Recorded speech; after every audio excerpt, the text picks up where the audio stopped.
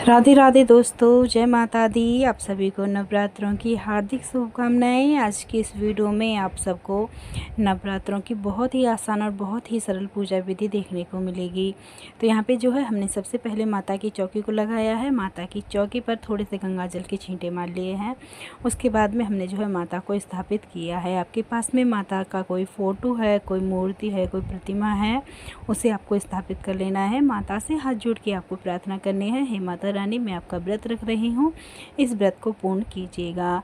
इसके बाद में माता का जो सीधा हाथ होता है उस तरफ आपको थोड़े से अक्षत के दाने रखने होते हैं, क्योंकि इसके ऊपर हमें एक कलश रखना होता है। तो कलश में जो है आपको शुद्ध जल भरना होता है। तो आप जो है मिट्टी का भी कलश ले सकते हैं, जो भी आपके पास में कलश हो वो कलश आप ले लीजिएगा।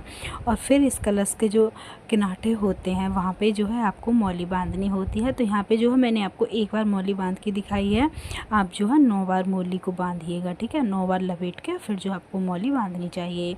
इस जल में जो कलश वाला जल है, इसमें आप जो है कुछ सामग्री जो होती हैं वो आपको डालनी होती हैं, जैसे कि हल्दी गांठ हो गई। अगर हल्दी की गांठ नहीं है तो आप जो है हल्दी पाउडर भी डाल सकते हैं। सुपारी आपको डालनी होती है, लौंग आपको डालनी होती है, इलायची आपको डालनी होती है, दूर्वा जो होता है वो आपको डालना होता है। थोड़े से अक्षत के दाने आप इसमें डाल दीजिएगा, थोड़े से कुमकुम आप इसमें डाल दीजिएगा। इसके बाद में कलश को ढकने के लिए एक ढक्कन होता है, तो उसमें जो है आपको थोड़े से चावल के दाने रखने हैं और उस ढक्कन पे 1 रुपये रख के जो है आप इस कलश को ढक के रख दीजिएगा।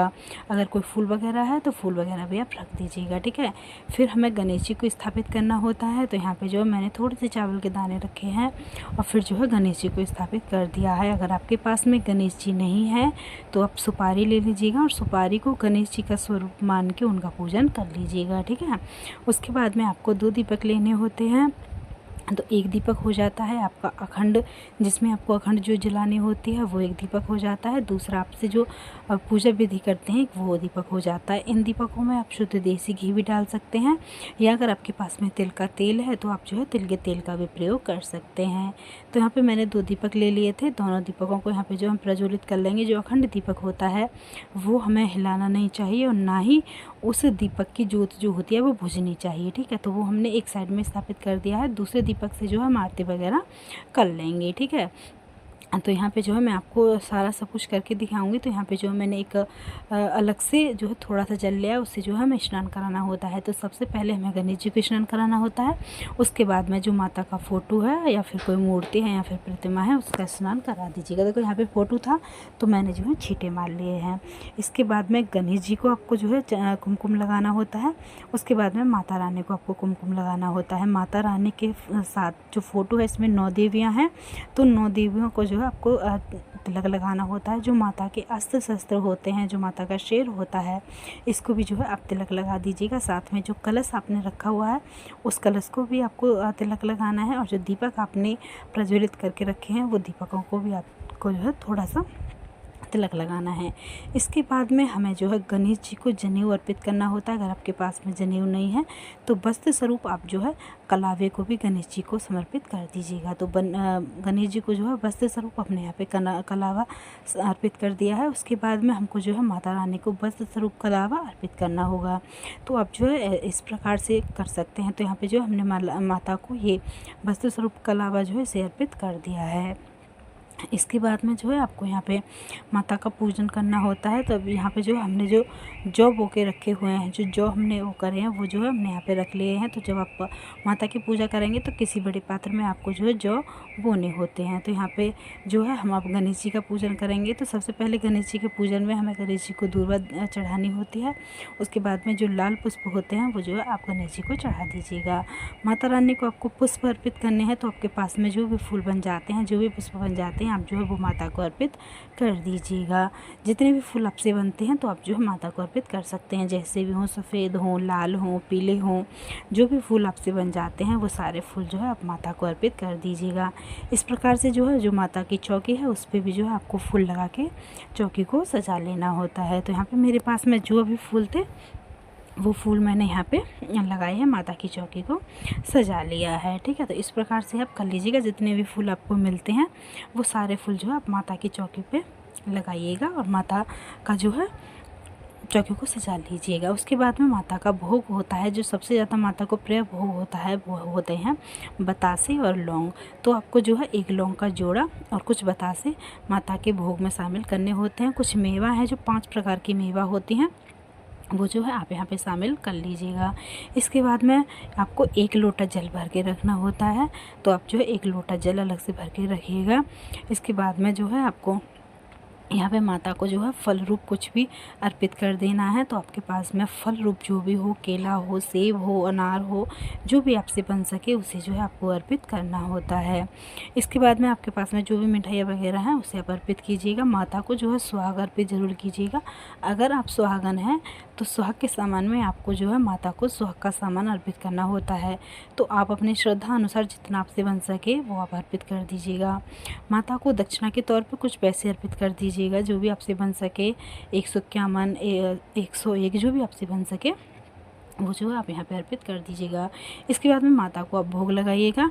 तो भोग में जो है आप बतासे और लौंग होते हैं उन्हें आप माता को अर्पित कीजिएगा, और जो भोग फल का होता है उसे भी आपको माता को लगाना होता है। स्वाग जो है आप माता को समर्पित कर दीजिएगा। जैसे कि अगर मान लीजिए अगर आपके पास में सिंदूर है तो थोड़ा सा सिंदूर आप माता को लगा सकते हैं। बिंदियाँ हैं तो बिंदी निकाल के माता को लगा सकते हैं, ठीक है। इसके बाद में आपको जल अर्पित करना होता है माता को। अब जो है आपको यहाँ पे जो है पूजा करनी होती है। तो ये हम जो है यहाँ पे आपको धूप करके दिखाएंगे।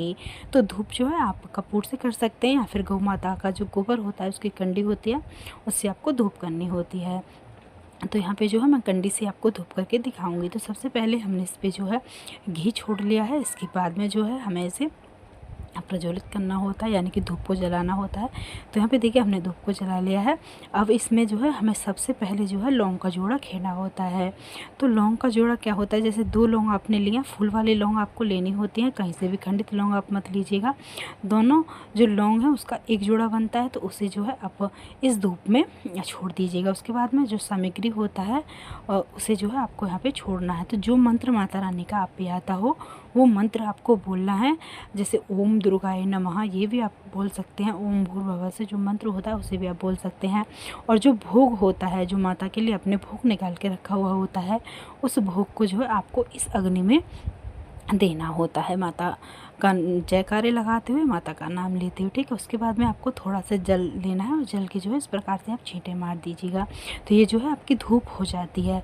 और ये धूप जो है माता को अति प्रिय होती है। अगर आप कंडी की धूप करते हैं और इसमें जो है आप भोग लगाते हैं तो ये जो है सीधा देवताओं पर जाता है और माता को जो अति प्रिय होता है। इसके बाद में जो है आप आरती वगैरह कर लीजिएगा।